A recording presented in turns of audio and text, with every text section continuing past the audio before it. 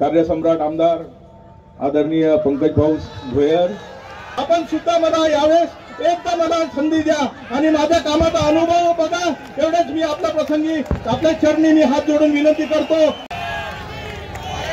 सर्व बंधूंना नमस्कार, बंधू आणि भगिनींना, सर्व पत्रकार बंधूंना नमस्कार, इलेक्ट्रॉनिक मीडियाला नमस्कार। वर्धा श्रमिक पत्रकार संघातर्फे आयोजित झालेली ही सर्वपक्षीय सभा, याला उपस्थित असलेले सभेचे अध्यक्ष आदरणीय वंदनीय पूजनीय जावंदिया साहेब, त्याचबरोबर आपले कार्यसम्राट आमदार आदरणीय पंकज भाऊ भोयर, त्याचबरोबर डॉक्टर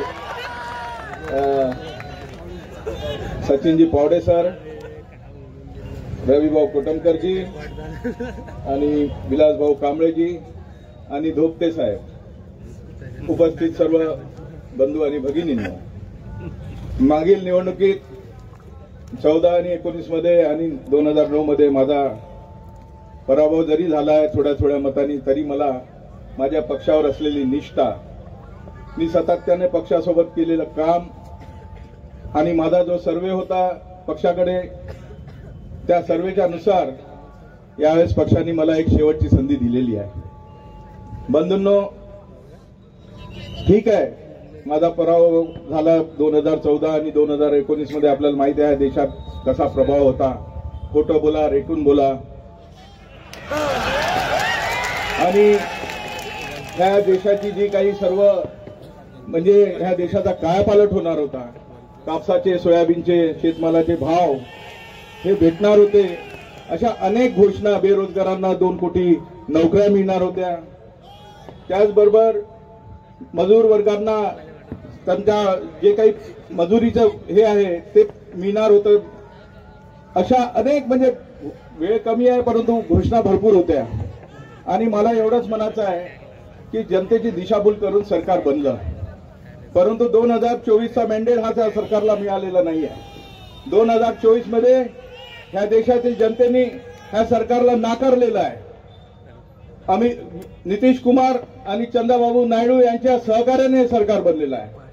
संविधानाची भाषा संविधान बदलवण्याची भाषा या सरकारने केली होती, जनतेने त्यांना आपला जागा दाखवून दिलेली आहे। आणि मला एवढंच म्हणायचं आहे, ह्या 10 वर्षामध्ये ह्या वर्धा विधानसभेमध्ये कोणते कामं झाले तुम्ही सांगा। सर्व जनतेला माहित आहे की ह्या काय चर्चा चालू आहे आपल्या वर्धा शहराची, वर्धा विधानसभेची।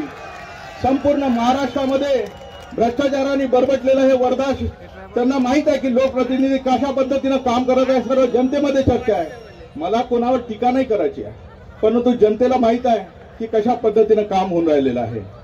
मला एवढंच सांगायचं आहे की वर्धा शहराचे जे प्रमोद बाबू सुजय भाऊ देशमुख यांनी जे रस्ते बनवलेले आहे, 1000 कोटीचे रस्ते बनवले होते, ते रस्ते या लोकांनी गटर शिवरेज योजनेच्या माध्यमातून पूर्ण फोडून टाकले। रस्ते कटरनी कापायचे होते, त्यांनी हॅमर मारलं, लोकांच्या घराला तडे झाले, त्या योजना पूर्ण फेल झाल्या। 300 कोटीच्या योजनेमध्ये ह्या लोकांनी 1000 कोटीचे रस्ते खराब केले। रस्ते खराब झालेल्या रस्त्यावर यांनी डांबरीकरण झाकण्यासाठी, आपले पाप झाकण्यासाठी डांबरीकरण केलं।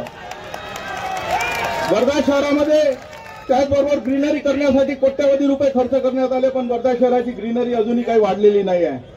रामनगरचा आणि वर्धा शहराचा जो लीजचा प्रश्न आहे, तो लीजचा प्रश्न अजूनही सुटला नाही। रामनगरचे लोक माझ्याकडे आले, त्यांची लीज फक्त रिन्युअल करण्याचा विषय होता, तो जीआर चुकीचा जीआर होता।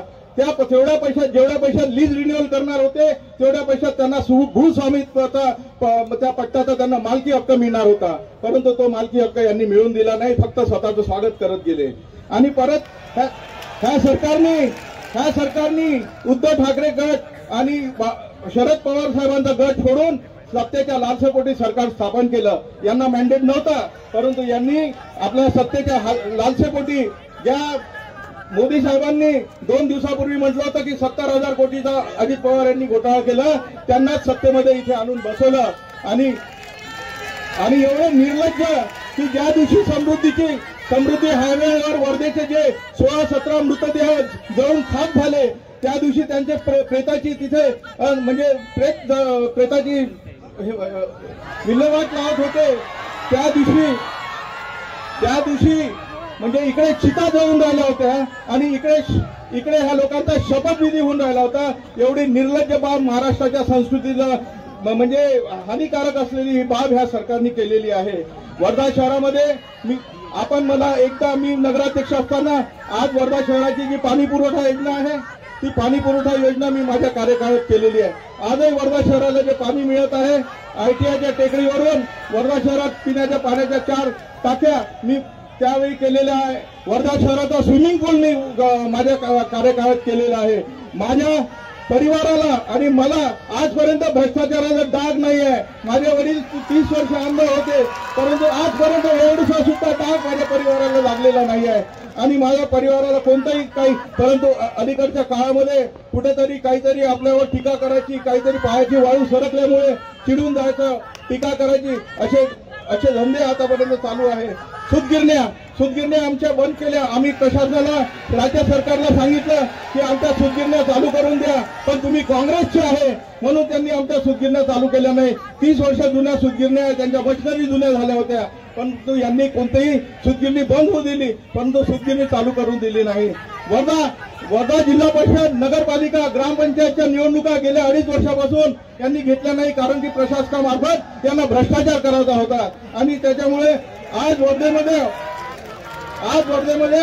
कोणताही उद्योग आलेला नाही. 10 वर्षामध्ये रेल्वेच्या हिंगणघाटला जाणारा पूल बनवू शकले नाही हे लोक. शेतकऱ्यांना पांढर जास्त देऊ शकले नाही, शेतमालाला भाव देऊ शकले नाही. सोयाबीन कापसाला जे मनमोहन सिंगचं सरकार होतं त्याही 11,000 रुपये भाव होता, सोयाबीनला 7,000 रुपये भाव होता. यांच्या काळामध्ये तो भाव MSP प्रमाणे हमी भाव सुद्धा मिळून राहिला नाही. असं हे जुनी पेन्शन योजना यांनी नवीन पेन्शन योजना लागू केली. लोकांना जुनी पेन्शन योजना पाहिजे आहे आणि म्हणून मला एवढीच विनंती आहे की हे भ्रष्टाचार युक्त झालेलं गांधीजीचं विनोबाजीचं शहर त्याला भ्रष्टाचार मुक्त करायचं आहे. आणि एक अजून गोष्ट